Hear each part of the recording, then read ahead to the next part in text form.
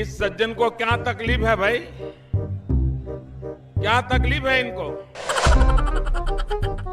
वाकई इन सज्जन को क्या ही दिक्कत है भाई। देश में अच्छा काम हो रहा है, अंतर्राष्ट्रीय मंच पर भारत का डंका बज रहा है, अंतरिक्ष में भी भारत का जलवा दिख रहा है, लेकिन इस एक आदमी की दिक्कत खत्म ही नहीं हो रही। कुछ काम वाम नहीं है क्या? ओ अच्छा काम नहीं है, चलो कोई बात नहीं, अच्छा खासा फार्म हाउस है, वहां पर बैठकर अपनी ही कोई फिल्म देख डालो, क्योंकि बाय गॉड फिल्मों में एक्टिंग आप बहुत ही शानदार करते हो। नमस्कार, मैं हूं आपके साथ नम्रता। आप समझ ही गए होंगे हम बात कर रहे हैं प्रकाश राज की। प्रकाश राज उन मोदी विरोधियों में शामिल हो गए हैं जिन्होंने कसम खा ली है कि मोदी कोई मुद्दा नहीं भी देंगे तो भी ढूंढ कर निकालेंगे और उन्हें कोसेंगे।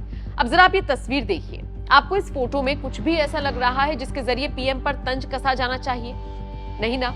लेकिन प्रकाश राज को लगा, इसीलिए उन्होंने अपने आप को इंटेलेक्चुअल दिखाने के चक्कर में एक पोस्ट किया। लेकिन फिर एक्स वालों ने ऐसी बखिया उधेड़ी कि अब ट्वीट करने से पहले 100 बार सोचेंगे। एक्स तो पता है ना आपको, जो पहले ट्विटर हुआ करता था।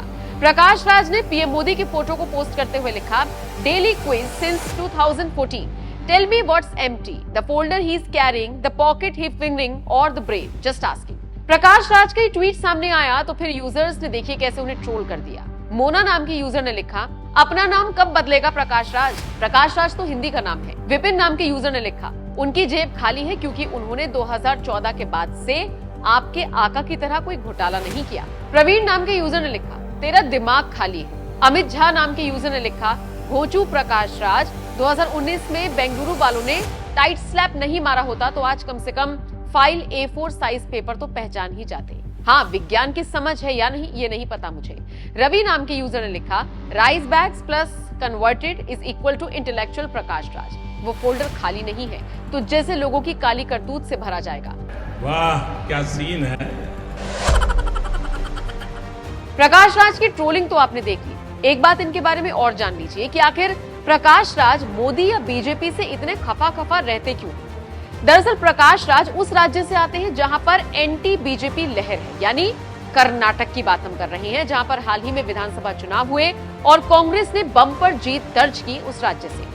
कर्नाटक के लोगों की विचारधारा कैसी है ये आपको पता ही है, और उसी विचारधारा से प्रकाश राज भी घिरे हुए हैं। इसीलिए कभी सनातन विरोधी बात करते हैं तो कभी मोदी विरोधी। काम की बात छोड़कर इन्हें सब कुछ करना है। ओह याद आया, काम तो है ही नहीं ना। वैसे आपको याद दिला दें, कुछ वक्त पहले ही प्रकाश राज ने सनातन धर्म पर विवादित बयान दिया था।